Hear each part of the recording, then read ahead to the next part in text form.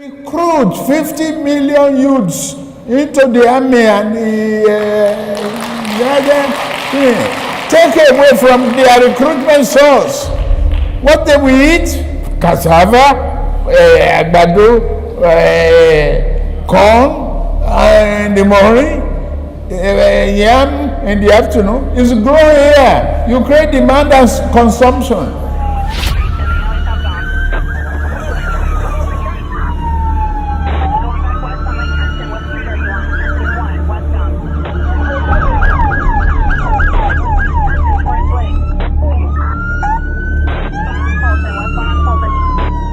On October 11, 1990, federal agents from the U.S. Drug Enforcement Administration knocked on the front door of 460 Taft Place in the city of Gary, Indiana.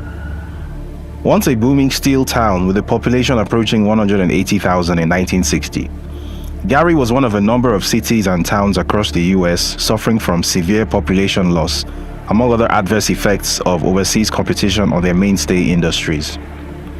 From having over 30,000 employees at its peak in 1970, the city's main employer, U.S. Steel Gary Works, retained just 6,000 employees in 1990. Under these circumstances, this city and its 77% African American population were witnessing explosive growth in one of the only industries guaranteed to boom under such difficult circumstances. 42-year-old Lee Andrew Edwards was one of the entrepreneurs who had found a place in the heroin trafficking business, and by all accounts, he had done very well for himself. With the proceeds from his illegal business, he had bought 2 residential homes, including 460 Taft Place, an apartment building, a liquor store, and a new car, all paid for with cash. Now, according to court records from the United States Court of Appeals 7th Circuit, the DEA agents arrived at the property to execute a search warrant after a 7-month FBI investigation involving Edwards' brother, Jimmy, had implicated him as the narcotics kingpin of Gary. Edwards did not open the door for the agents, who were forced to break into the house. He then fired 3 gunshots at them, after which he surrendered. DEA agents found weapons including a carbine rifle, thousands of dollars in cash, drug prepping equipment including a triple beam scale, and several grams of cocaine and heroin powder in the house. He was later sentenced to life in prison, but not before something about his business operation came to the fore. Federal investigators had determined that Edwards' heroin supply came from a Nigerian drug dealer in Chicago called Abiodun Agbele. Abiodun had earlier agreed to work for the feds in exchange for lighter sentencing, and as part of the plea deal, he revealed everything he knew about the heroin trade in Chicago.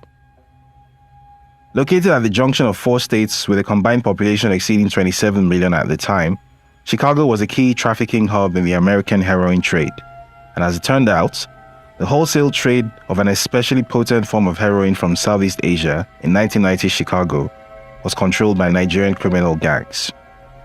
The following excerpt is taken from the January 2001 Illinois Drug Threat Assessment published by the U.S. Justice Department's National Drug Intelligence Center. Nigerian criminal groups are responsible for wholesale distribution of most of the SEA heroin shipped into Chicago.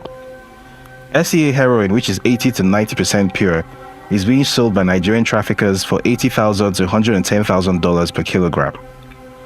Wholesalers in Chicago usually sell heroin without cutting it to minimize the handling of the product and their exposure to law enforcement. Now, Agbele himself was no criminal mastermind, however. As he testified under oath, that honor belonged to a man who went by the name of Adegboyega Moise Akonde, who was apparently his uncle. Shortly after Agbele's arrival in the US, Akonde had taken him under his wing and showed him the ropes of wholesale heroin trafficking. When Akonde returned to Nigeria in mid-1990, Agbele was left in charge of selling regular heroin shipments from Nigeria to Lee Edwards and delivering the profits to his uncle. In the meantime, the Nigerian-led heroin trade in Chicago fed an addiction epidemic that became so bad that it changed local health and law enforcement practices. For the first time, providing addicts with free access to safe syringes and needles to ensure that they did not share them and possibly spread HIV became a core focus of public health policy. In other words, SEA heroin from Nigeria was so potent and addictive that public health policy in Chicago shifted away from trying to make heroin addicts stop using altogether to merely ensuring that they used safely. A notable organization that did such outreach work with heroin addicts was the Chicago Recovery Alliance. While researching this story, I reached out to its current executive director, John Werning, to get a sense of how the heroin epidemic changed law enforcement practices from the 1990s to date in Chicago. And his comments were very predictably grim. He said, "Heroin, of course, has consequences. But I think we would probably say that the more major impact is the draconian laws around how heroin was policed. I think that it's pretty well established that there was a very specific targeting of folks who use drugs generally, but also heroin in particular, and it was mostly targeted toward the policing of black and brown communities. That's not specific to Chicago. I think that's across the nation. But just in general, I think there was a lack of compassion by government entities to give people access to the treatment that they need, or non-violent drug possession and mandatory minimum sentencing. I mean, there's a ton of different aspects of this that absolutely eviscerated populations, particularly marginalized populations in Chicago, and that's probably the advocate's view on this. Now, whether or not that can be translated into a comment about the international drug trade, and specifically from, you said, Nigeria, I just don't know. But that's definitely more like domestic politics than international. Now, while all of this is going on, there was an interesting subplot taking place in the background. An accountant living in the Chicago area who worked for Mobil Oil Nigeria with a declared monthly income of $2,400 had just deposited over $1.4 million in the bank. He had no known source of income apart from his day job, but he had become friends with Akonde and Agbele, discovering one key piece of information in the process: drug dealers need accountants too. Soon, he will find himself holding and wiring money on behalf of a Nigerian heroin gang in Chicago. Fast forward a little bit to January 1992, and he will find himself the subject of a US federal investigation. Fast forward a bit further in the same year, and he would successfully run for office in Nigeria as a senator for Lagos West. Then another politician, also said to have ties to international drug trafficking, would successfully run for president in Nigeria on a controversial all-Muslim ticket in 1993.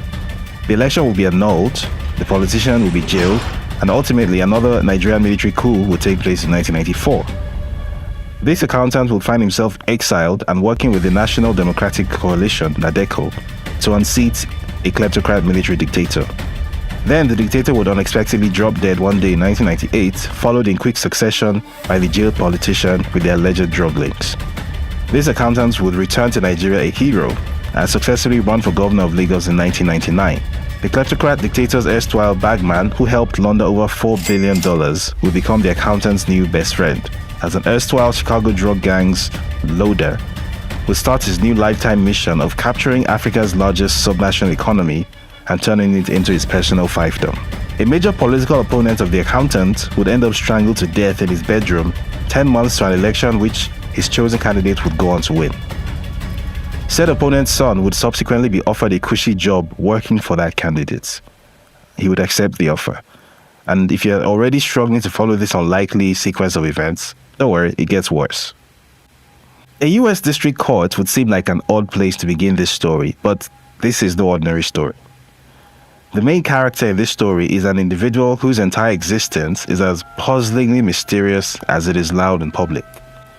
For at least 30 years, Bola Ahmed Tinubu has been at or near the grinding phase of frontline politics in Nigeria. Yet the peak 1 inch below the surface reveals just how little is actually known about this man, who some say is Nigeria's president in waiting. First of all, there is the age controversy. How old is the man really? What is his real date of birth? Short answer, no one actually knows. Like many Nigerians born into the less than auspicious circumstances that characterized his childhood in Iragbiji in Osun State, southwestern Nigeria, he himself may not even know. Similar controversy exists around what his actual name is. A popular theory is that Bola Ahmed Tinubu is an identity that he transitioned into at some point after moving to Lagos to live with his surrogate mother, Alhaja Abibatu Mogaji.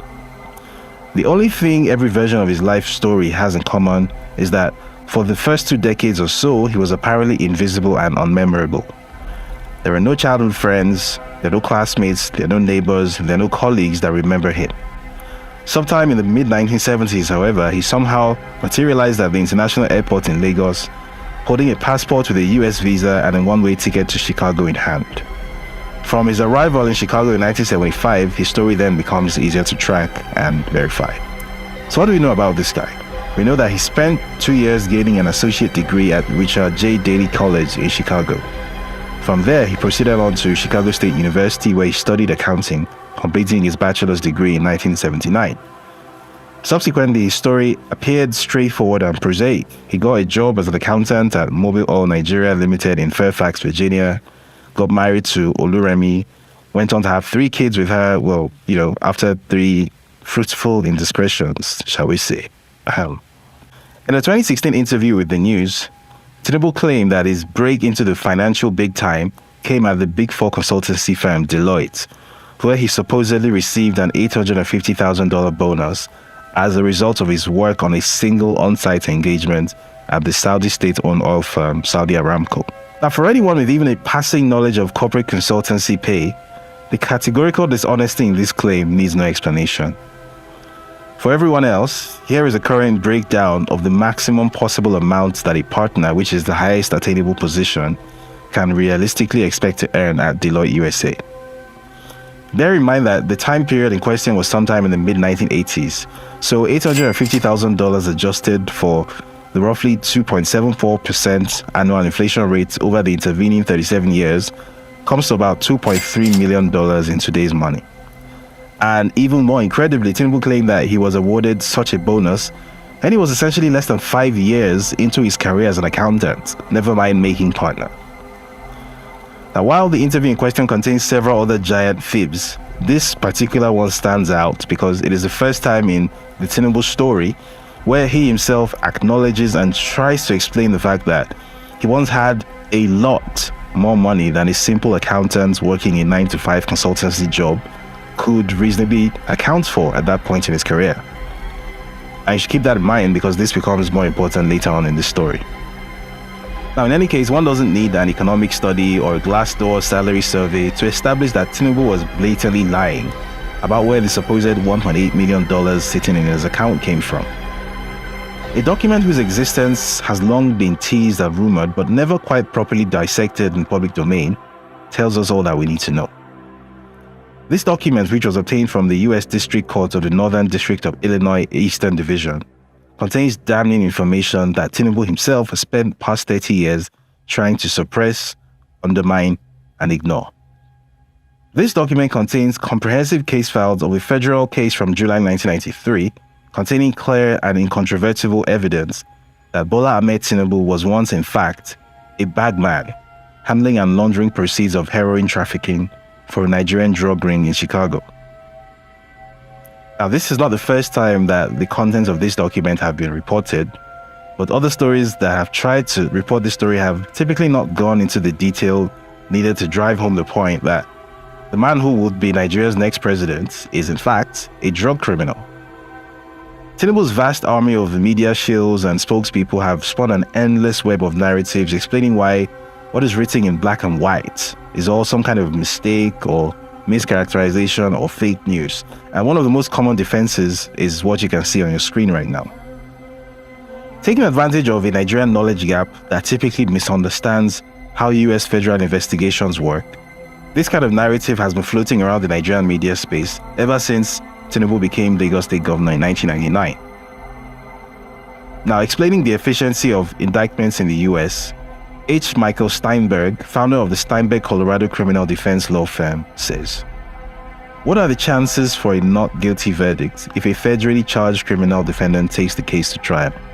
Statistically, not very good. Currently, federal prosecutors tout above a 95% conviction rate. This is primarily due to the fact that most cases never make it to trial. Most defendants end up taking a plea bargain rather than risk a potentially much greater prison sentence which could be dealt them if they actually went to trial and lost."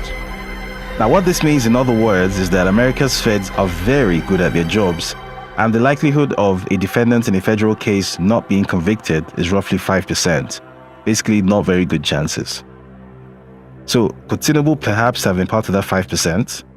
And if not, then what happened exactly that prevented a conviction? Among the dozens of documents in the case files, there's a sworn statement by IRS Special Agent Kevin Moss, who personally investigated Bola Tinubu's financial activities in the lead-up to Lee Edwards' arrest. Here, we reunite with our old friends Abiodun Agbele and Adegboyega Moise Akonde as we pick our way through our heroes' forbidden past. Now, in the interest of keeping this brief, here's a Cliff Notes version. The U.S. Attorney for the Northern District of Illinois, Michael Shepard, files a complaint for forfeiture of funds in bank accounts held by Tinubu as they hold proceeds of a heroin distribution organization headed by Adegboyega Moise Akonde. Tinubu's funds represent, and I quote, the proceeds of this operation or property involved in money laundering and the proceeds of narcotics trafficking. Shepard requests that the court adjudge and decree that the funds should be forfeited to the United States. Special Agent Moss has analyzed financial documents including bank statements, money orders, cashier's checks, tax returns, and, I quote, wire transfers of huge amounts of cash generated by individuals who are believed to be members of this heroin distribution organization. And he reaches a professional conclusion that the accounts controlled by Tinubu, and I quote, were involved in financial transactions representing proceeds of drug trafficking. The investigation, which began in 1988, has identified Adegboyega Moise Akonde and his nephew Abiodun Agbele as key figures in the trade and distribution of heroin. The investigation identifies a third individual working with the duo to launder their money as a certain Bola Tinubu. In December 1989, Akonde takes Tinubu to a First Heritage Bank to open an individual money account. On the application, Tinubu gives his address as 7504 South Stewart Avenue, Chicago, which is the same address that Akonde uses as his heroin trap house.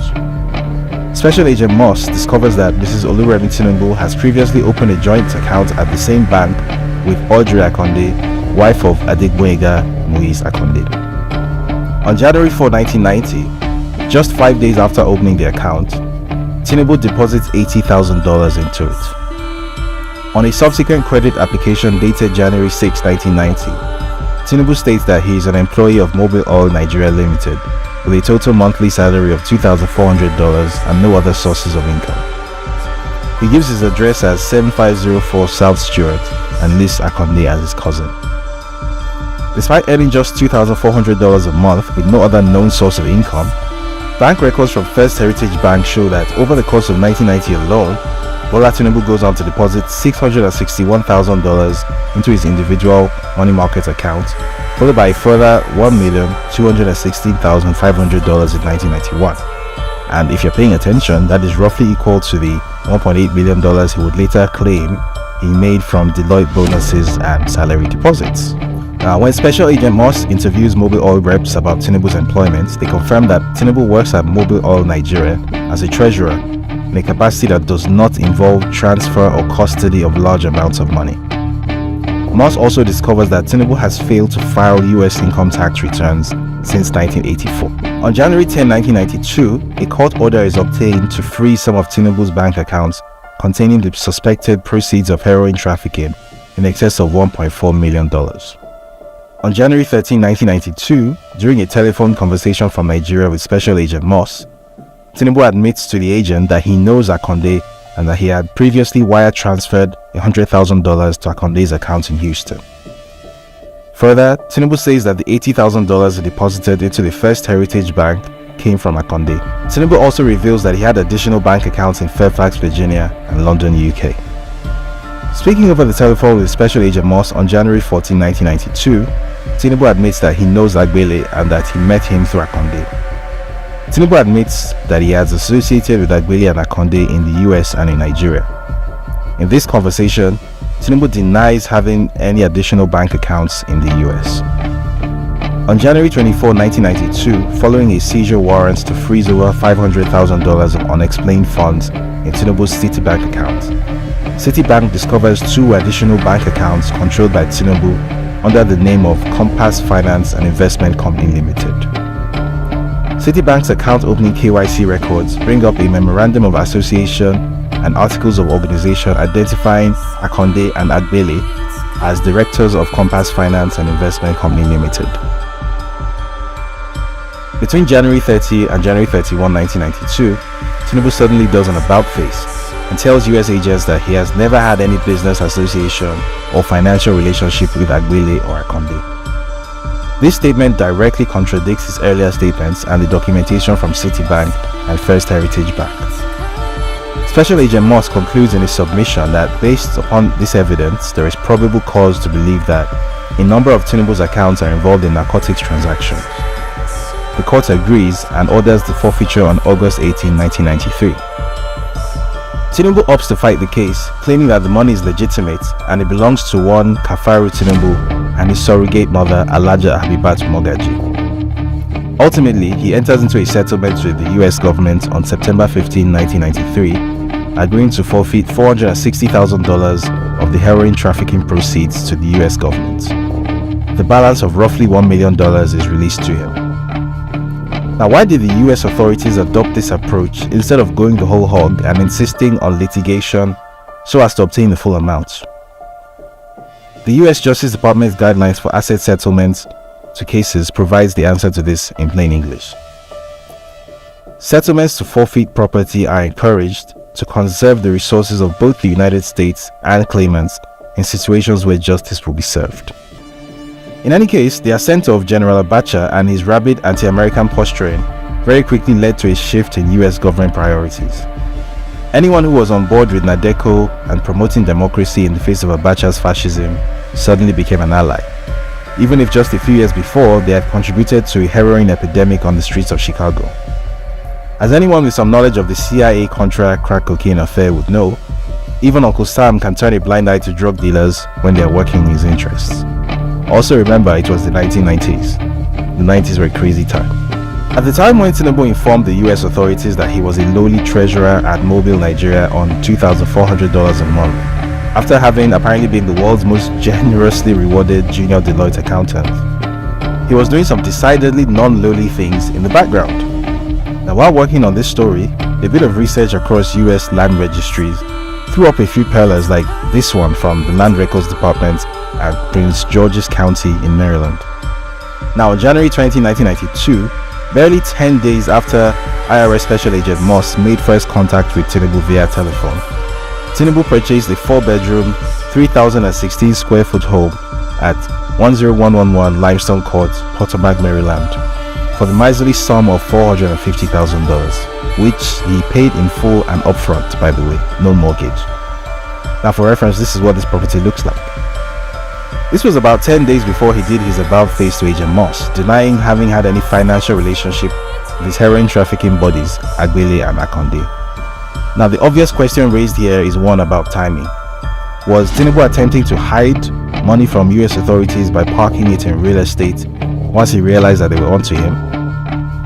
Where did the funds to carry out this transaction even come from at a time when his accounts were being frozen right, left and center?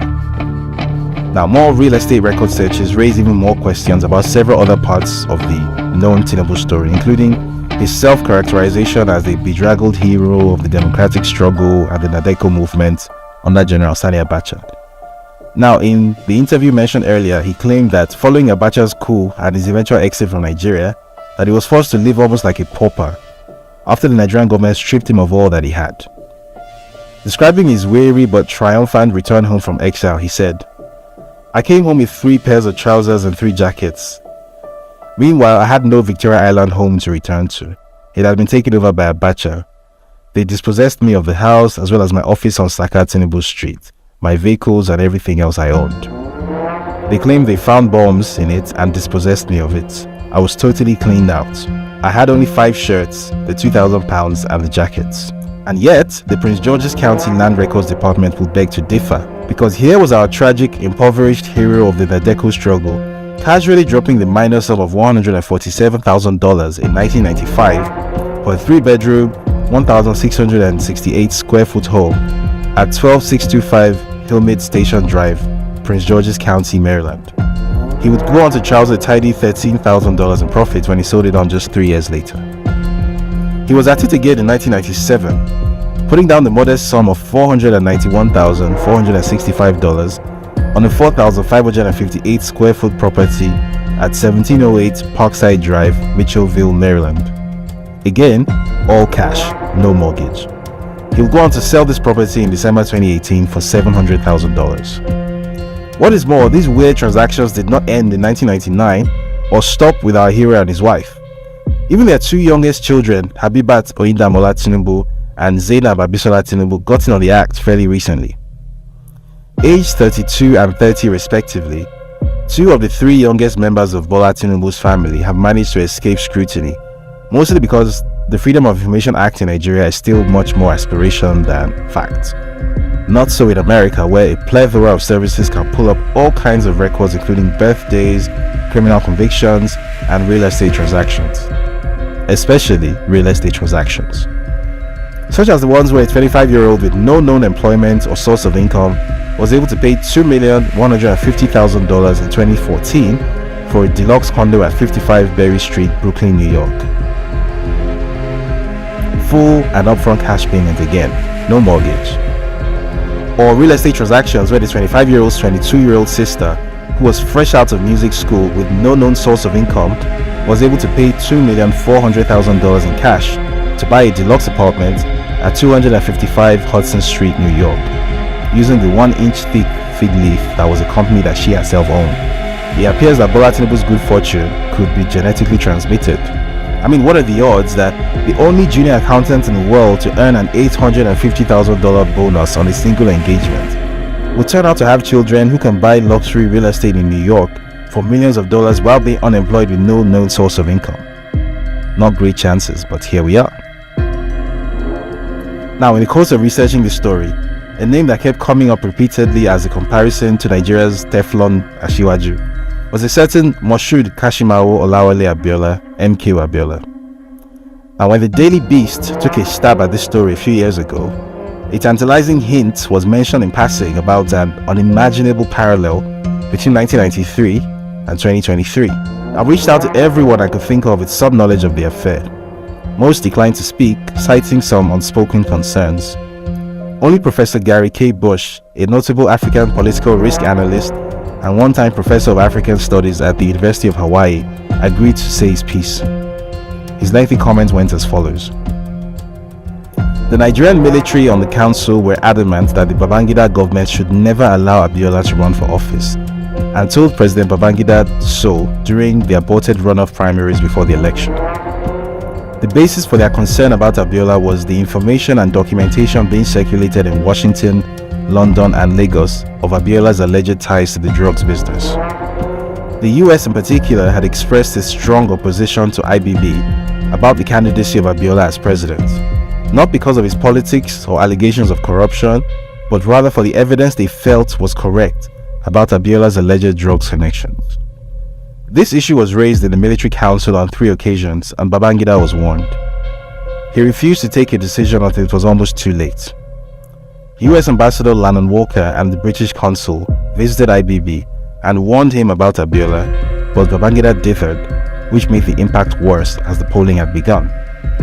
When he finally decided to intervene and stop the election, he precipitated the crisis of June 12. His friends in the military supported him but felt let down by IBB's lack of decisiveness. While there was consternation in Nigeria about the ouster of Abiola, the major international partners of Nigeria were not upset or concerned because they knew what the reasons were for the development.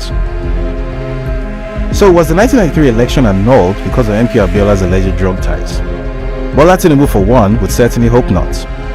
Not only does he have very real and proven ties to the drug trade, in addition to explicitly positioning himself as the assumed successor to MKO as the political leader of Nigeria's Yoruba ethnic group, but he has also picked a fellow Muslim as a running mate ahead of next year's election. The only other electoral frontrunner in Nigeria's history to do that was, no prizes for guessing, that guy. Still, if anyone can manage to avoid having this particular bolt of lightning strike twice, it could well be Bola Ahmed Tinubu, the luckiest politician in Africa. I mean, when he needed money to launch a political career in the 90s, he apparently had $1.8 million saved up from bonuses and salary payments as a junior accountant at Deloitte, which obviously was very handy. When his chosen successor as Lagos State Governor faced a near-certain electoral defeat in 2007, the more popular frontrunner coincidentally turned up dead inside his bedroom in Dolphin Estate, Ikoyi, one of the safest neighborhoods in Nigeria. He had been strangled to death. Naturally, the chosen successor then won the election, which was a happy coincidence. When he backed a candidate against the incumbent president in 2015, His good friend Gilbert Chaguri, the former kleptomaniac dictator's bagman, happened to have an excellent relationship with US Secretary of State Hillary Clinton. And she just happened to ignore recommendations from the State Department and US intelligence services to proscribe Boko Haram as a foreign terrorist organization, which effectively allowed it to gain critical mass and make the then government of the day even more popular. Naturally, his candidate duly won the election. Very lucky guy.